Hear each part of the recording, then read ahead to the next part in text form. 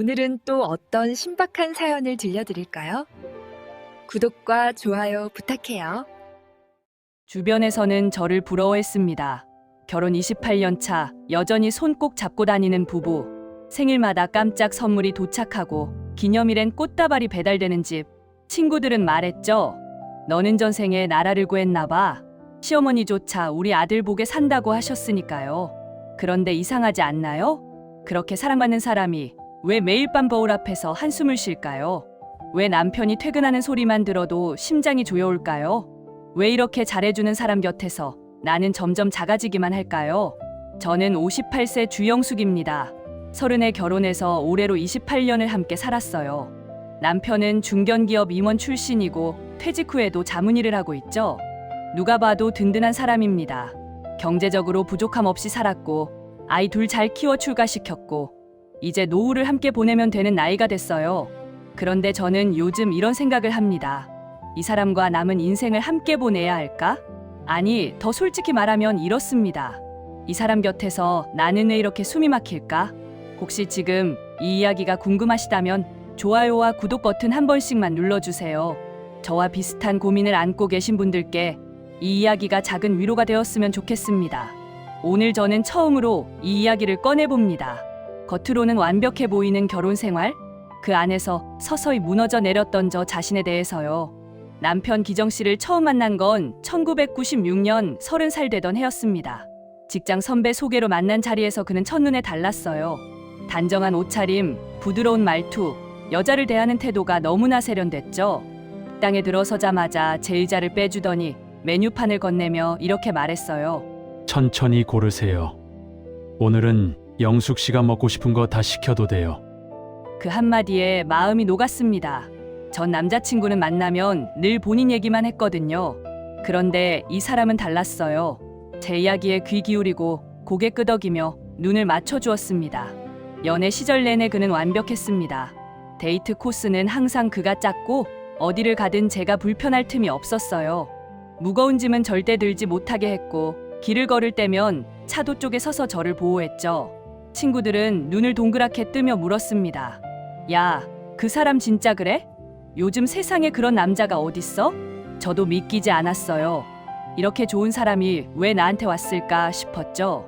결혼식 날 기정 씨는 하객들 앞에서 이렇게 말했습니다. 저는 이 여자를 평생 공주처럼 모시겠습니다.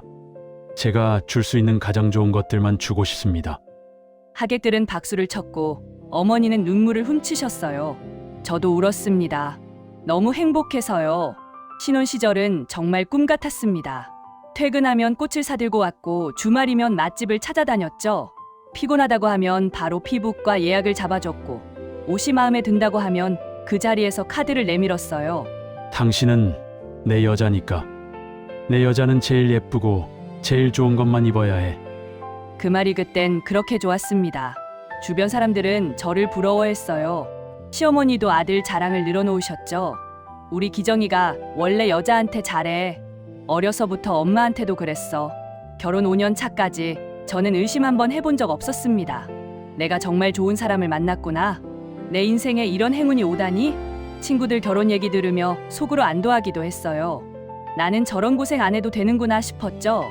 그런데 돌이켜보면 그때부터 이미 작은 신호들이 있었습니다. 나는 그걸 행복이라고 착각하고 있었을 뿐이었어요. 이상하다고 느낀 첫 번째 순간을 저는 아직도 기억합니다. 결혼 3년 차쯤이었어요. 첫째 아이가 돌이 지나고 저는 육아에 지쳐 있었습니다. 어느 날 저녁 기정 씨가 퇴근하며 쇼핑백을 내밀었어요. 열어보니 원피스가 들어 있었습니다. 당신 요즘 힘들어 보여서 예쁜 옷 입으면 기분 나아질 거야. 고마웠죠? 그런데 제가 말했습니다. 고마워. 근데 나 요즘 살이 쪄서 원피스보다는 편한 바지가 더. 그 순간 기정 씨 표정이 굳었어요. 아주 잠깐이었지만 저는 분명히 봤습니다. 차갑게 식는 눈빛을요. 내가 골라온 건데 왜 맨날 딴소리야? 그리고는 방으로 들어가 문을 닫아버렸습니다. 저는 멍하니 쇼핑백을 들고 서 있었어요. 내가 뭘 잘못했지? 고맙다고 했는데 그냥 솔직하게 말한 건데. 그날 밤 저는 그 원피스를 입고 거울 앞에 섰습니다. 어울리지 않았지만 다음날 아침 기정 씨에게 보여줬어요. 어때? 입어봤어? 그제야 그가 웃었습니다. 그래. 역시 내 눈이 맞지? 당신한테 딱이야. 그 뒤로 저는 조금씩 말을 아끼게 됐습니다. 그가 사온 것은 무조건 좋다고 해야 했어요. 그가 정한 식당에서 맛있다고 해야 했고, 그가 계획한 여행은 최고라고 해야 했죠. 처음엔 그냥 성격이 좀 까다로운가 했습니다. 원래 남자들이 그렇지 뭐 싶었어요. 그런데 시간이 지날수록 이상한 점들이 쌓여갔습니다. 강아지를 키우고 싶다고 했을 때 그는 흔쾌히 허락했어요. 그런데 막상 강아지가 오니 달라졌습니다. 왜 맨날 걔한테만 신경 써? 나는. 제가 강아지 산책을 다녀오면 인상을 썼고 간식을 주면 한숨을 쉬었어요. 급기야 이런 말까지 했습니다. 그렇게 걔가 좋으면 나랑 살지 말고 걔랑 살아. 농담처럼 던졌지만 그 눈빛은 농담이 아니었습니다. 또 한 가지, 그는 절대 사과를 하지 않았습니다. 한 번은 제 생일에 약속을 잡아놓고 회식이 생겼다며 펑크를 냈어요. 저는 서운하다고 말했습니다. 그랬더니 그가 뭐라고 했는지 아세요? 내가 얼마나 바쁜지 알잖아. 그 정도도 이해 못해? 미안하다는 말은 없었습니다. 대신 며칠 뒤 명품 가방이 도착했죠. 자, 이거 받아. 생일 선물. 내가 당신한테 얼마나 잘하는지 알지? 저는 가방을 안고 웃어야 했습니다. 고맙다고, 역시 우리 남편이라고. 그런데 가슴 한쪽이 텅 빈 것 같았어요. 점점 저는 눈치를 보게 됐습니다. 그의 기분을 살피고 그가 원하는 대답을 먼저 생각했어요. 싸움이 날까봐, 차가운 눈빛을 볼까봐 저도 모르게 숨을 죽이게 된 거예요. 그러면서도 저는 스스로를 탓했습니다. 이렇게 잘해주는 남편인데 내가 너무 예민한 건가? 남들은 부러워하는데 나만 왜 이럴까? 내가 문제인 거야. 사랑받을 줄 모르는 게 분명해. 그 생각이 저를 점점 더 깊은 곳으로 끌어내렸습니다. 결혼 25년 차 되던 해였습니다. 아이들은 이미 장성해서 독립했고 집에는 둘만 남았어요. 사람들은 말했죠. 이제 둘이서 오붓하게 잘 살겠네. 그런데 저는 그때 가장 힘들었습니다. 아이들이라는 완충제가 사라지니 오롯이 그와 마주해야 했어요. 아침에 눈을 뜨면 한숨이 나왔고 그가 퇴근하는 시간이 다가오면 가슴이 답답해졌습니다. 밤마다 잠이 오지 않았고 이유 없이 눈물이 흘렀어요. 내가 우울증인가? 병원을 가볼까 싶었습니다. 인터넷에 우울증 자가진단을 검색했어요.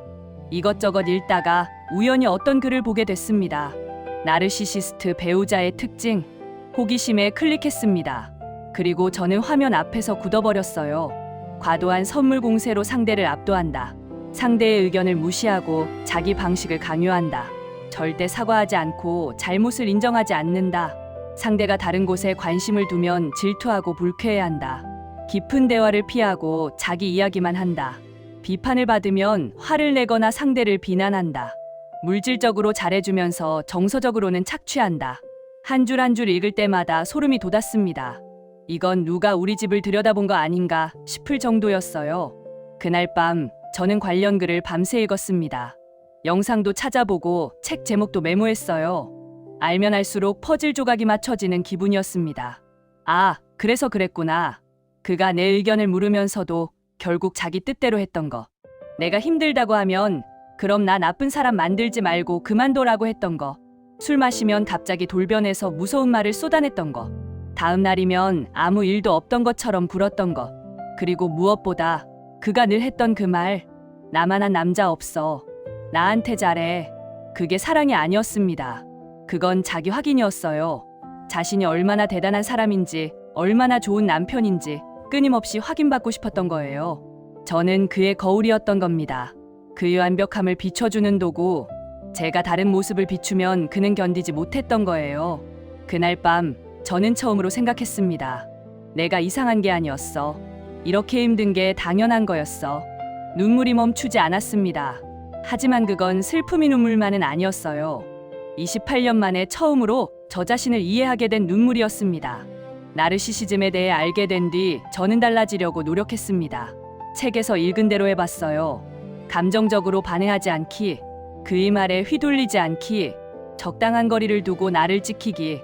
전문가들은 그렇게 하면 관계를 유지하면서도 자신을 보호할 수 있다고 했거든요. 그런데 현실은 달랐습니다. 어느 날 저녁이었어요. 기정 씨가 퇴근하며 물었습니다.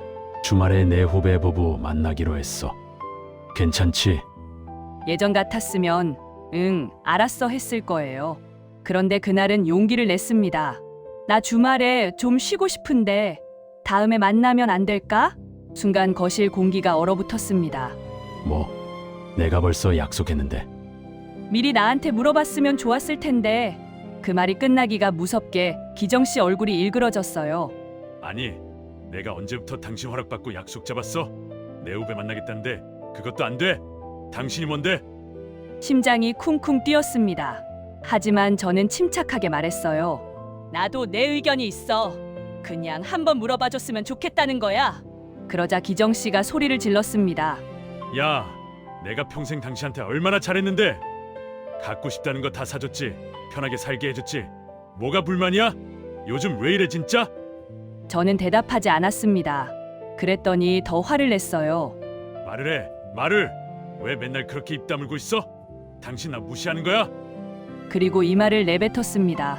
당신 나 없으면 아무것도 아니야. 그거 알아? 그 순간 뭔가가 부서지는 소리가 들렸습니다. 제 안에서요. 28년 동안 쌓아왔던 것들이 와르르 무너져 내렸어요. 내가 왜 이 사람 눈치를 봤는지, 왜 내 감정을 숨겼는지, 왜 스스로를 탓했는지 전부 선명하게 보였습니다. 그날 밤 기정 씨는 또 아무 일 없다는 듯 굴었어요. 아까 내가 좀 흥분했네. 근데 당신도 이해해야지. 내가 얼마나 스트레스 받는지 알잖아. 사과는 없었습니다. 언제나 그랬듯이요. 저는 그날 일기장에 이렇게 썼습니다. 이 사람은 변하지 않는다. 변할 수가 없다. 본인이 문제라고 생각하지 않으니까. 그렇다면 나는 어떻게 해야 할까? 머리로는 답을 알고 있었습니다. 하지만 마음이 따라오지 않았어요. 28년입니다. 함께한 세월이. 아이들 아버지이고 내 인생의 절반 이상을 함께한 사람이에요. 이 나이에 혼자 살 수 있을까? 아이들한테 뭐라고 말해야 할까? 주변에서 뭐라고 할까? 무섭습니다. 솔직히 너무 무서워요. 그런데 더 무서운 건 이대로 살다가 나라는 사람이 완전히 사라져버리는 것이었습니다. 요즘 저는 작은 것부터 시작하고 있습니다. 일주일에 한 번 혼자 카페에 갑니다. 아무도 모르는 동네 조용한 창가 자리에 앉아서 커피 한 잔을 마셔요. 그 1시간 동안은 누구의 아내도 누구의 엄마도 아닌 그냥 영숙이로 숨을 쉽니다. 처음엔 어색했어요. 혼자 있는 게 불안하고 괜히 죄책감이 들었거든요. 그런데 신기하게도 그 시간이 쌓이니까 조금씩 달라지더라고요. 아, 나도 뭔가를 좋아할 수 있구나. 나도 쉬고 싶을 때 쉴 수 있구나. 내 감정이 틀린 게 아니었구나. 그런 당연한 것들을 58년 만에 처음 배우고 있습니다. 기정 씨와 이혼할 것인지 아직 결정하지 못했어요. 솔직히 말씀드리면요. 어떤 날은 당장 짐을 싸고 싶고 어떤 날은 이 나이에 뭘 새로 시작하나 싶기도 해요. 아이들 생각하면 마음이 무겁고 혼자 사는 노후가 두렵기도 하죠. 하지만 한 가지는 분명해졌습니다. 이제 저는 압니다. 내가 왜 힘들었는지, 내가 뭘 잃어버렸는지, 그리고 내가 뭘 되찾아야 하는지 상담 선생님이 그러시더라고요. 떠나든 남든 중요한 건 선택의 주체가 당신이 되는 겁니다. 누군가에 의해 휘둘리는 게 아니라 당신이 당신의 삶을 결정하는 거예요. 그 말이 오래 남았습니다. 저는 28년 동안 늘 기정 씨의 기준에 맞춰 살았어요. 그가 좋아하는 옷, 그가 원하는 대답, 그가 편한 일상. 내 기준은 어디에도 없었죠. 이제 저는 묻습니다. 나 자신에게요. 영숙아, 너는 어떻게 살고 싶어? 아직 대답은 완성되지 않았어요. 하지만 이 질문을 시작했다는 것, 그 자체가 변화라고 생각합니다. 혹시 이 이야기를 들으시면서 고개를 끄덕이셨다면 당신께 말씀드리고 싶어요. 당신 잘못이 아닙니다. 사랑받을 줄 몰라서가 아니에요. 당신은 충분히 괜찮은 사람입니다. 다만 지금 당신 곁에 있는 사람이 당신을 온전히 볼 줄 모르는 것뿐이에요. 그러니 제발 자신을 탓하지 마세요. 대신 이렇게 물어봐 주세요. 나는 어떻게 살고 싶은가? 그 질문이 당신을 다시 찾아가는 첫걸음이 될 겁니다. 오늘 제 이야기를 끝까지 들어주셔서 감사합니다.